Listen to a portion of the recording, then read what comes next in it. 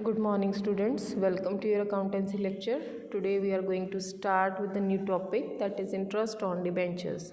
Interest on debentures, as you all know that debentures are our creditors, and to these creditors we have to make the payment in the form of interest also. Means the amount whatever we take from the debenture holders, we will just pay interest on those or on that amount to the debenture holders. And you all know, I think, that interest on debentures is a charge means it is a compulsory payment. You have to make the payment of this interest whether you are receiving the profit or earning profit or losses. Now interest on debentures, let's read. Interest on debentures is calculated at a fixed rate on its nominal face value, payable half yearly or yearly as per the terms of the issue. Whatever percentage is given, what is the percentage, how from where you will get to know about the percentage, that is the category of the debenture holder. Suppose written as it is 9% debentures, it means on these type of category of the debenture 9% interest you will pay. Clear? So you can pay it half yearly or yearly as the case may be. Rate of interest is prefixed on to the debentures, say 9% debentures. The same example is given here, and therefore is payable even if the company incurs losses. It means it is a compulsory payment, it is a charge, you have to make the payment. Interest on debentures is a charge against the profit. Interest payment may be subject to tax deducted at source. Tax deducted at source का मतलब क्या होता है कि TDS मतलब at the time of the emerging of the debentures it is deducted at that very point of time. ठीक है, तो it is deducted at source. The company paying interest on debentures deducts income tax on interest payable at the prescribed rate of the TDS. The amount of tax deducted is deposited with the income tax authorities. Clear? Now accounting entries इसके लिए सबसे पहले जब interest due होता है और जब इसके लिए क्या एंट्री पास होगी, if the tax is ignored. अगर आपने टैक्स डिडक्ट नहीं किया at source, then what is the entry for the due at the time of the due to the debenture holders. तो डिबेंचर होल्डर्स हमारे क्रेडिटर्स हैं जिनको हमने पेमेंट करनी है. So debenture holders are to be credited and interest is our expenditure, so it is to be debited. तो entry बढ़ेंगी interest on debentures account debit to debenture holders. Second case क्या हो सकता है कि जब इंटरेस्ट ड्यू करना है बट TDS काटा है आपने, ठीक है, टैक्स एट दैट टाइम आपने काट दिया है, तब क्या एंट्री होगी. इंटरेस्ट आपको जितना भी पे करना है that is to be debited. Pay किसको करना है? डिबेंचर होल्डर्स को. थर्ड चीज़ क्या है कि आपने TDS पे करना है, तो जो TDS पे किया वो भी आपकी लाइबिलिटी है, so it is also to be credited. ठीक है.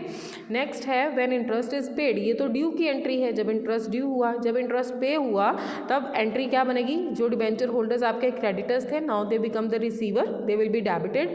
Debentures holders account debit to bank because the payment is made in the form of cash, so cash is going out, so bank is to be credited. When TDS is deposited in the government account, जब ये जो TDS जो आपने collect किया हुआ है at the time of the due of the interest, वो आपने गवर्नमेंट को डिपॉजिट करवाना है, then TDS payable should be debited because it is your expense at that point of time and you are making the payment in the form of cash, so to bank is to be credited. ठीक है. So on transfer of interest to statement of P&L at the end of the year. अब ये जो debentures interest है ये आपने transfer करना है स्टेटमेंट ऑफ P&L में, तो स्टेटमेंट ऑफ P&L अकाउंट हो जाएगा debit to debentures interest.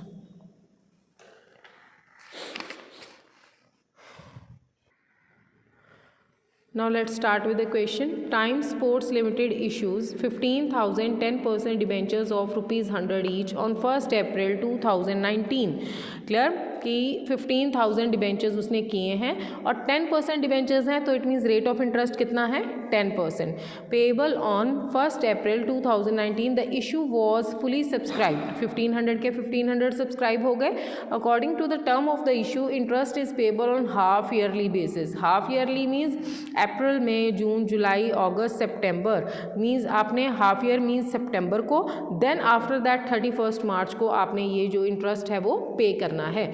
After that, past journal entries for the interest on debentures for the year ended 31st March 2020 ignore ignore TDS, it means यहाँ पे TDS का जो chapter है वो close है, TDS इन्होंने नहीं काटा है। तो सबसे पहले जो फर्स्ट हाफ ईयर है यानी 30 सितंबर को जो हमारी एंट्री होगी उसके लिए इंटरेस्ट हो जाएगा डेबिट, बिकॉज हमारा एक्सपेंडिचर है, और हमारे डिवेंचर होल्डर्स हो जाएंगे क्रेडिट। क्लियर? तो एंट्री बनेगी debentures interest account debit to debenture holders. कैसे निकलेगी amount? 15,000 into, because 100 rupees each हैं तो 15,000 इंटू 100 हो जाएगा। कितने परसेंट रेट ऑफ इंटरेस्ट है? 10% रेट ऑफ इंटरेस्ट है। Now for how many months you are making the payment for half yearly, so it become 6/12, you will get 75,000। Clear? After that 30 सितंबर को जब आप पेमेंट कर दोगे तो एंट्री बनेगी debenture holders account debit to bank, because the payment is made in the form of cash. Now March 31 को फिर आपने इंटरेस्ट ड्यू किया नेक्स्ट हाफ ईयर का, तो उसके लिए सेम एंट्री पास होगी, debenture interest to debenture holders, amount भी सेम कैलकुलेट होगी क्योंकि हाफ ईयर की है, और आपने जब पे करना है 31 मार्च को तो ये एंट्री होगी debenture holders account debit to bank. ठीक है? अब ये पेमेंट की एंट्री करने के बाद at the end of the year the full amount of the interest is to be transfer to the statement of P&L account. तो आपके पास 75,000 पहला इंटरेस्ट है, फिर नेक्स्ट हाफ ईयर का 75,000, तो टोटल आपके पास इंटरेस्ट बन गया 1,50,000, जो कि आपने किस में ट्रांसफर कर देना है? स्टेटमेंट ऑफ P&L में। क्लियर? इसी तरह से इलस्ट्रेशन 34 आप करोगे, लेकिन इस केस में क्या होगा, अगर TDS पेबल करना है तो साथ में आपको TDS भी काटना पड़ेगा, फिर एट द एंड वो TDS पेमेंट करनी पड़ेगी। क्लियर? नेक्स्ट है हमारे पास राइटिंग ऑफ डिस्काउंट और loss on the issue of debentures. इस केस में जब आप डिस्काउंट राइट ऑफ करते हो तो वैसे डिस्काउंट और लॉस क्या होते हैं, इनकी अकाउंट क्या होती है? डेबिट होता है। जब आप इनको राइट ऑफ करोगे तो इट शुड बी क्रेडिटेड। इसको राइट ऑफ करना है तो इसको ऑपोजिट अकाउंट में डालोगे, इसको क्रेडिट करोगे, और कहाँ से इसको राइट ऑफ करोगे? First of all you will give priority to the security premium reserve. If you are shortened with the security premium reserve, then you will make payment through the statement of P&L account. Clear? Here it is also written, just see this point, security premium reserve account debit, statement of P&L account debit to discount or loss on issue of debentures. Clear? तो इस तरह से आपने करना है। Let's start with illustration 35. On 1st April 2019, Amro Limited issued 10,009% debentures of ₹100 each. ठीक है? 10,000 debentures हैं, 100 each के हैं, तो it means 10 लाख debentures की अमाउंट हो गई। 9% debentures means interest rate है 9%. It is at a discount of 10%, यानी 100 के ऊपर 10% डिस्काउंट, तो इट मीन्स कि 10 अगर डिस्काउंट हो गया है तो 90 रुपीज़ जो है वो आपने डिवेंचर्स के इशू किए हैं, redeemable at par after 5 years. The issue prices payable along with the application, it means जितना भी 90 रुपीज़ हैं वो पूरे के पूरे एप्लीकेशन मनी पे हैं, no installment is there. So the debentures were subscribed and it has a balance of 1,75,000 in security premium reserve. It means ये जो 10 रुपये डिस्काउंट आपको मिला है डिवेंचर होल्डर्स में, वो 10 रुपये आपने कहाँ से करना है? सिक्योरिटी प्रीमियम रिजर्व से। इसमें सबसे पहले आप डिबेंचर्स इशू करोगे। डिबेंचर्स इशू करते वक्त bank account debit to 9% debentures application and allotment 10,000 into कितनी डिबेंचर्स आपने रिसीव किए हैं, कितनी अमाउंट? 90 रुपीज़, क्योंकि 10 रुपीज़ तो डिस्काउंट है। ठीक है? After that debentures application and allotment debit करोगे। डिस्काउंट कितना आया? 10 रुपीज़ का टू 9% डिबेंचर्स। क्लियर? उसके बाद ये जो लॉस आया इसको राइट ऑफ करना है। राइट ऑफ कहाँ से करना है? सिक्योरिटी प्रीमियम रिजर्व से।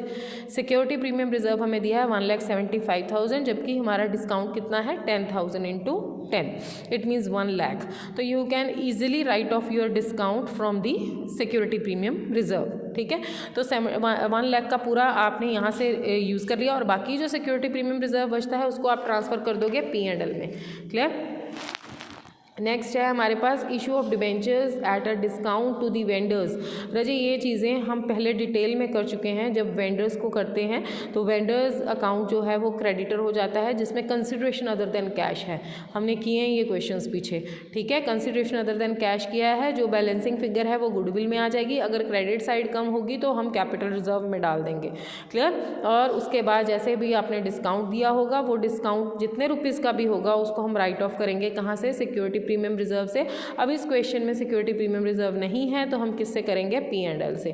क्लियर है स्टूडेंट्स। तो रजे इसी तरह से आपके जो 3 और 4 क्वेश्चंस रह गए हैं ये आप करो। अगर आपको कोई डाउट है तो you can ask me, because these are just as same as we have done in our previous lectures. So do it in detail. If you have any doubt, you can ask me. Thank you, students.